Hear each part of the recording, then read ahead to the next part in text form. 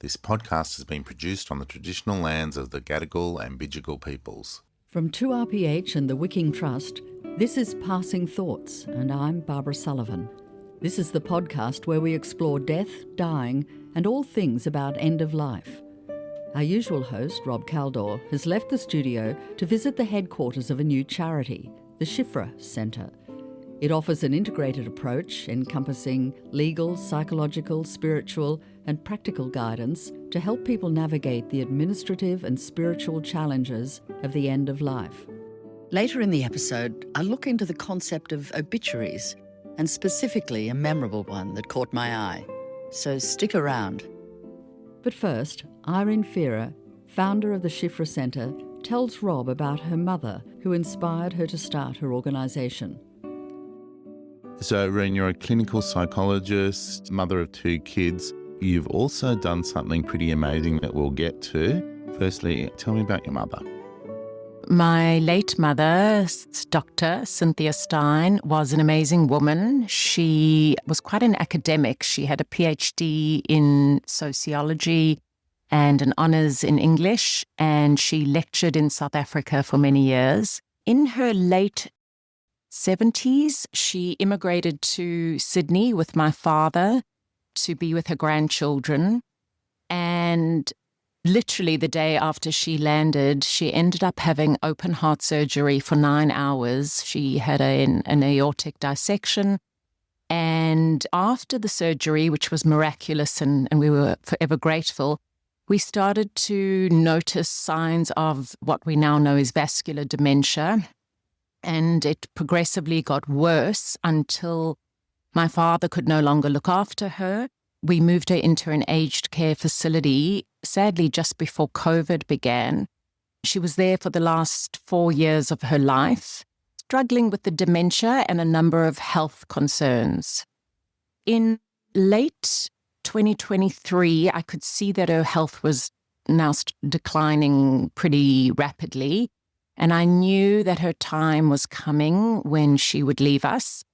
And despite having worked as a clinical psychologist for, I'd say, 17 years, I felt out of my depth being with someone in the final days, weeks of their life. You know, what to say, what not to say, how could I make it better for her? And I was struck by the fact that there were no courses in a psychology postgraduate degree that dealt with death and dying. I mean, there's a lot on loss, but the actual process of dying and the psychological needs for the person dying and for the family were just not touched on. Anyway, to close the gap in my knowledge, I decided to enroll in an online death doula training course. And it was a 2-day course with a woman in Melbourne. And by the time I finished, I felt like, okay, I know what I'm doing. So she was in the aged care facility, and the nurses were incredible. They were wonderful. But other than physical nursing help, there was not much psychosocial, spiritual support. But nevertheless, I utilized all my learnings, and I made sure that the environment was supportive for her dying process. So by that I mean, my mother loved classical music and opera, and I made sure that that was playing all the time. I lit a favorite scented candle, and I literally sat and held space for her dying process. While she was still conscious, we managed to have some important conversations. The other thing that the death doula training course gave me some confidence was around pain management at the end. So I had a better handle than a layman, I guess, about the timing and frequency of drugs like morphine or diazepam. And this was so helpful because my mother couldn't communicate verbally what was going on due to the dementia. But I knew my mother so well, and I could see when she was in pain or agitated or, struggling. And I could advocate for her pain medication because I was absolutely certain that I wanted her to have a peaceful passing. But in a nursing home, you need 2 people to sign off on the morphine. And this often meant delays because the nurses were often busy. And so what I did is I set my timer because I knew it was at 4-hourly intervals. And roughly at about 3.5 hours, I would be starting to get the nurses and say, come, she's due. And I kind of had to stay on top of it. In the end, her passing was a very peaceful, loving time. We were all around her. I had learnt in the death doula training that hearing is the last sense to go. So I spoke to her the whole way through. We also gave her permission to leave. So I remember I had this refrain that actually my yoga teacher used to say at the end of a class at Shavasana. And it was, your work here is done. You can take rest now. And I would promise her that I would look after my father and that she could just be so proud of the life she had built and the children and grandchildren she had raised, and that it was all fine and I would look after Dad, etc. Irene, thank you for sharing that. Just going back to hearing, how did that change, do you think, the way that you interacted with her? Why was that so important? So certainly for the last few days, she was unconscious and, you could easily assume she was not taking in any conversation. But because I'd learned this, I didn't stop. I mean, I wasn't talking nonstop at her, but I was constantly holding her hand and saying, I love you, I'm here, you can go, I want you to be at peace. And I sort of encouraged my father and everyone to give a similar message. And it's really interesting because I think a lot of people talk about the person in the past tense in front of them, or they'll start talking about funeral arrangements before a person has passed. So being very aware that even if she had dementia and, was moving into different states of consciousness, that we would speak to her with so much love and ensure that we never spoke disrespectfully or in any way brought distress or our own suffering too much into the room. Before she lost her verbal ability, did you have a sense of how she wanted things to end? So it's one of the regrets I have is that I'd never had the conversation with my mother when she didn't have dementia, and I would have loved to have been brave enough to talk about death. And I suppose that's informed a lot of my thinking in Shifra is if you don't have the conversation when the person has the wherewithal, you're kind of guessing.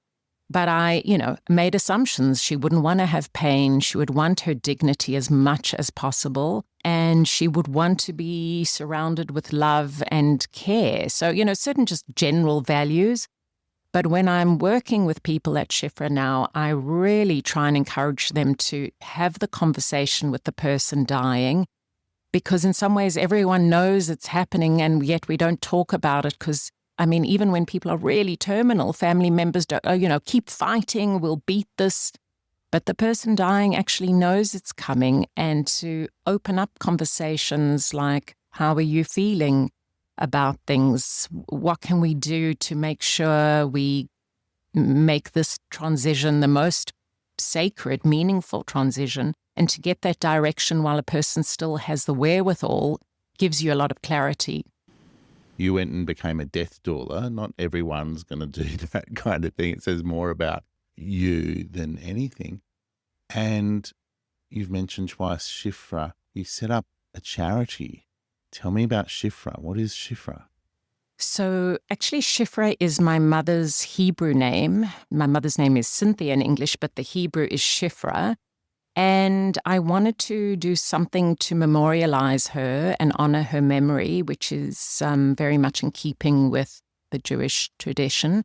But what I decided is, yes, like if not everyone's going to have time to do a death doula training course. And actually, it doesn't take major study. I think we actually intuitively know how to die, but it's just something that's not really spoken about. So I started thinking about how hard it is to lose someone, but also how little knowledge there is and how limited the practical support can be during this incredibly stressful time. And the example I always use is about 2 days before she passed, someone said to me, have you got a burial plot for her? And I was like, oh shit, no.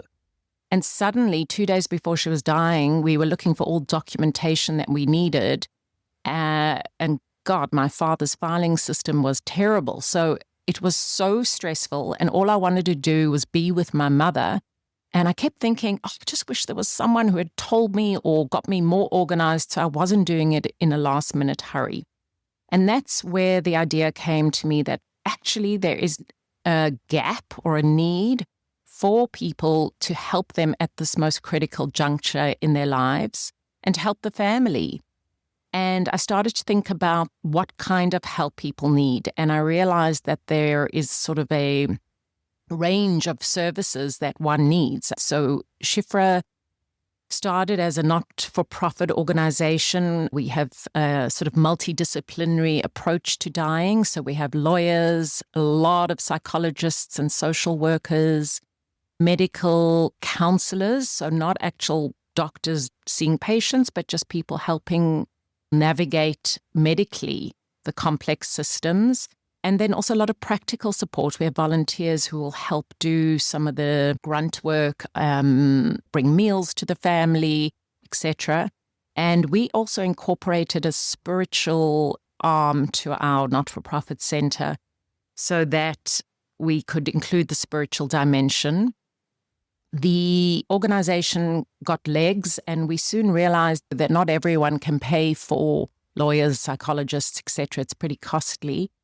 And we felt quite strongly that this should not be the case at a time when people have the biggest need to not have access to help.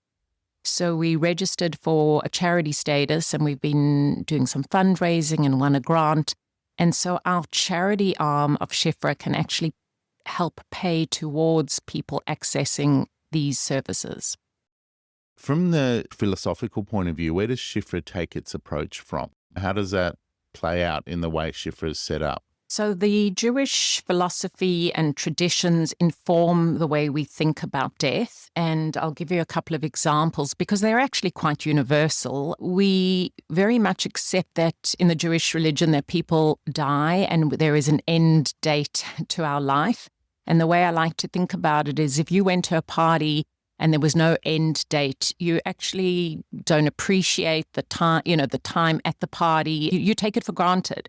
But if you go to a 2-hour party and you know the party's ending at 10 p.m., you're going to rock on hard, particularly at 9 to 10. So Judaism believes that we almost have this end date to encourage us to make the most of our lives and not to take anything for granted. So that can be applied universally, but also a lot of respect for the dying. And one of the things that I love in the Jewish faith, which can be applied to anyone, is a prayer, a confessional type prayer at the end of one's life where anything you're holding that you feel guilty about or upset about, there's a prayer that sort of releases you of all of that, which is a lovely way to let go of stuff that people literally carry to their deathbed. Then when it comes to grief, the Jewish religion has a beautiful framework. And while people can access Shifra and not follow this framework, it does inform our thinking in terms of Judaism has a staged approach to grief. So the first week is known as the Shiva week. The mourners do not go to work. They do not continue with any regular activities. They stay at home. And they are completely supported by community members and family members.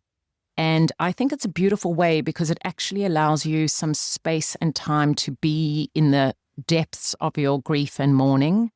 Then in the first month, there is a period known as Shloshim, where you do go back to your life, but with some restrictions, like you don't go to parties, you don't necessarily engage in very happy activities. And I think this is how most people feel in terms of not being ready to just move on with their lives. And then also at the year mark, there's another sort of memorial. We have an unveiling or a consecration where we usually put up a tombstone around the year mark. And that also provides us with a year's worth of allowing ourselves to mourn, to remember before we kind of move out of this big mourning phase. And I think that that's roughly how people mourn. I mean, not everyone gets over it at 1 year, but by a year you've been through the firsts of everything without that person. So you've been in the rodeo once around, and I think you're kind of okay to keep going. Coming back to your own experience with your late mother, is there anything that if you would do it again that you would do differently? I wish I had spoken to my mother before she got vascular dementia, when she still had all her cognition in place, and discussed death with her. And I actually really could have, because she was such an academic and a philosophical lady. In retrospect, I've done the advanced care directive with her then. It's such a good opportunity to do it and really get clear on what a person values. In Australia, would choose or opt for voluntary assisted dying. I would have loved to have said to her, what does she think about the afterlife? Does she believe there's an afterlife? And yes, just anything she would, even things like what would she have wanted us to say or do at her funeral? I mean, one of the things I tried to do, just knowing my mother, is my mother loved food. She was a foodie and she ate a lot. So after the funeral, I made sure we had all her favorite foods. And actually every birthday or milestone, I make sure to go eat like a big fish and chips or some Jewish foods that my mother liked to remember her and enjoy the food with her. But yes, it's those kinds of things. And so I would say the biggest learning for me out of Shifra is having conversations and not being afraid to talk about dying. At what stage should people come to Shifra, or what sort of people come to see you? We find that people are accessing us generally when they get a terminal diagnosis, and then they're like, in an absolute, as you can imagine, state of panic and devastation. And I think they are getting referred to us by community members or rabbis.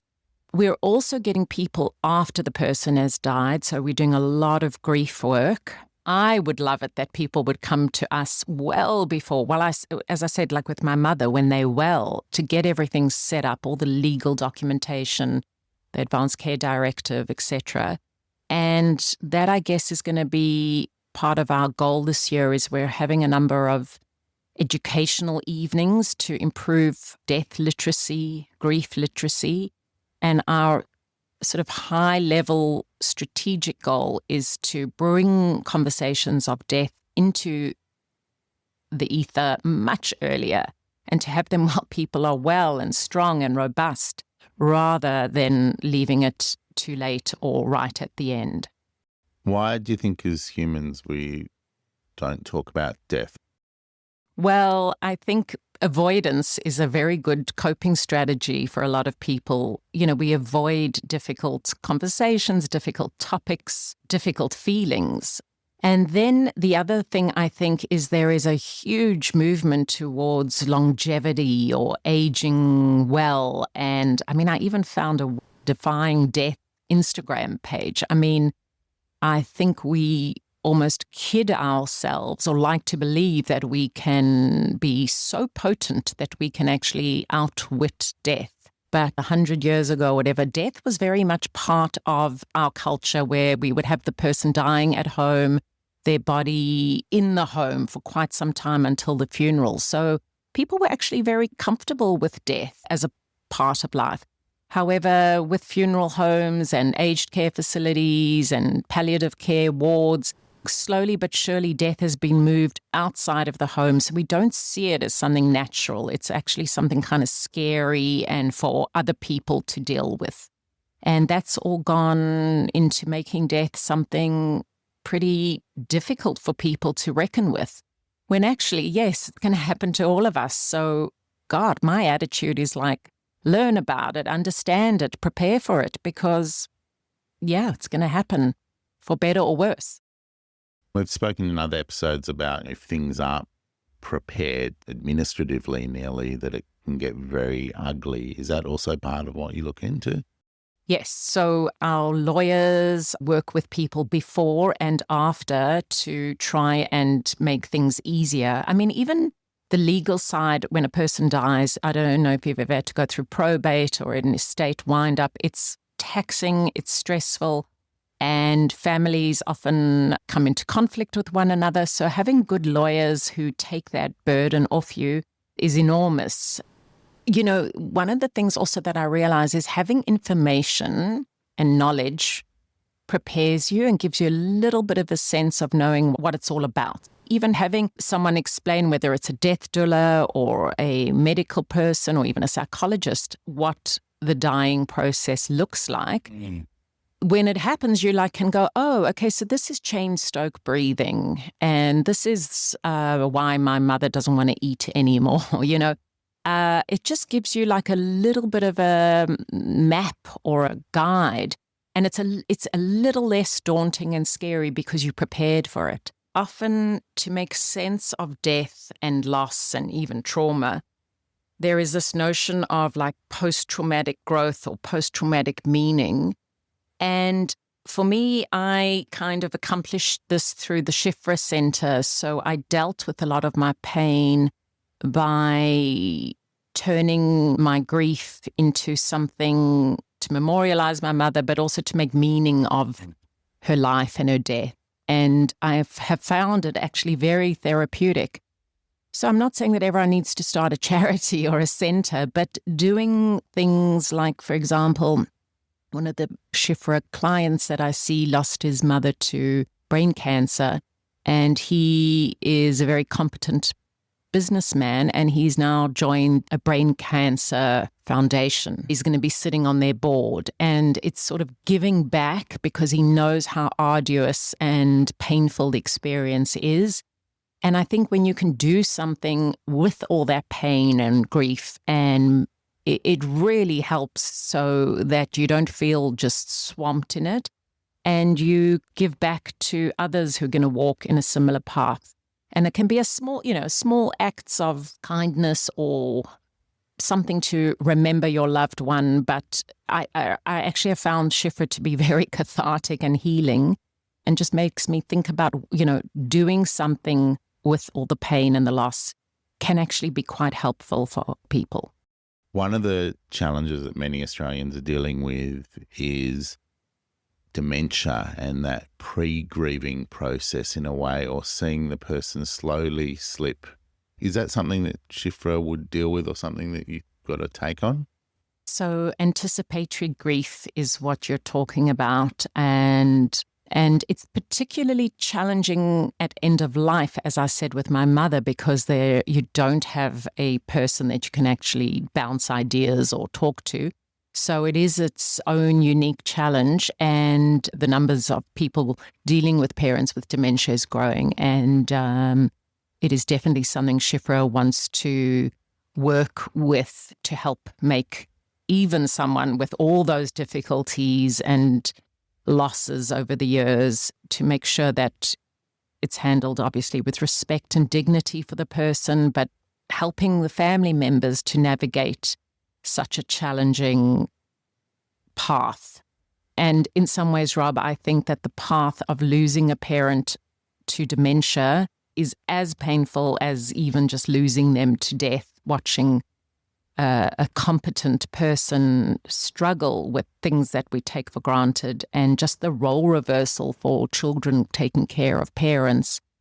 Often at a time when we have our own children and careers, it's huge. And yes, this is definitely something I think Shifra can offer a lot of support to people grappling with parents with dementia. The person's still there. They're not gone. It's just harder to access. Yeah, I mean, one of the amazing things with my mum is her sense of humor. She was so witty and funny. And I swear, even till the last day, she was making jokes, even if they didn't often, make sense or whatever. We laughed a lot. And yes, that essence was there all the way through, even when she couldn't feed herself or dress herself. She was still really funny. And yeah, you're quite right. The essence remains. Our thanks to Irene Fira from the Shifra Center for sharing her story. And well done for actualising an idea that is so worthwhile.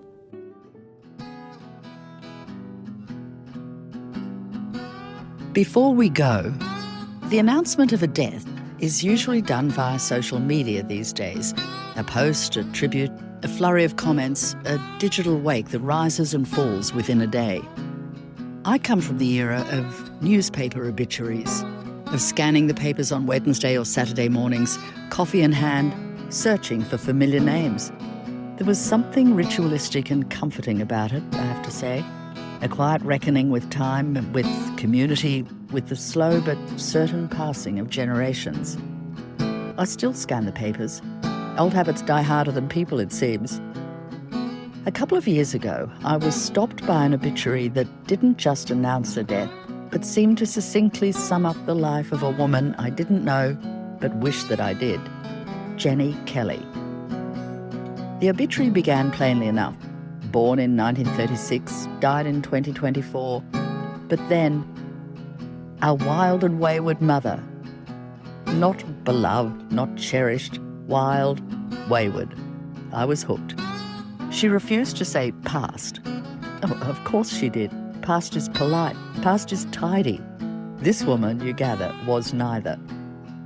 And then this extraordinary line, "We spend most of our lives compensating for our upbringing," said Jenni. That's not tribute, that's testimony. This is an obituary doing something rare, telling the truth, or at least a version of it that hasn't been softened but for public consumption. She believed exposing youth to religion was a form of child abuse. She couldn't watch the news without erupting at the state of the country. She held John Howard in particular contempt, which, depending on your politics, either earns a nod or a raised eyebrow. But either way, it's vivid. You can hear her, you can see her, probably mid-rant, probably not invited back. Mum grew great dope, it said. Casually, like it's knitting, like it's jam making. Oh, and she loved a party. My favourite line is that she gave up champagne and gin frequently, but never simultaneously. And then perhaps the most cutting and strangely affectionate line. Her rare attempts at responsible parenting or grandparenting were, quote, always touching. And finally, the kicker. She said Sean was a much better driver than Chris. Even in death, she's stirring the pot, picking favourites, having the last word. And this is what struck me.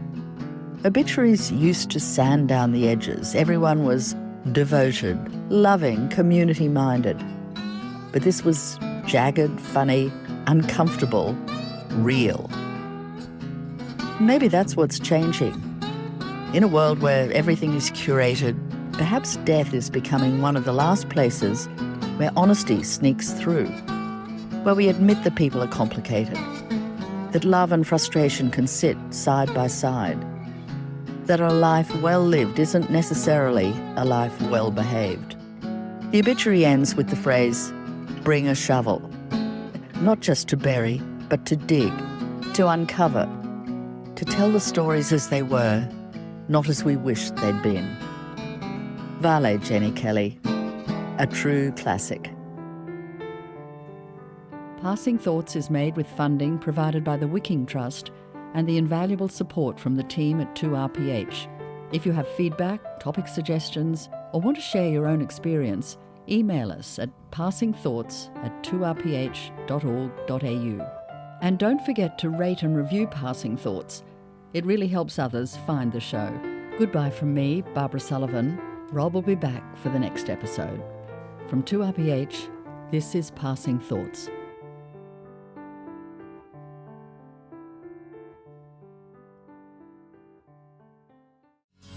This is a Radio 2RPH production.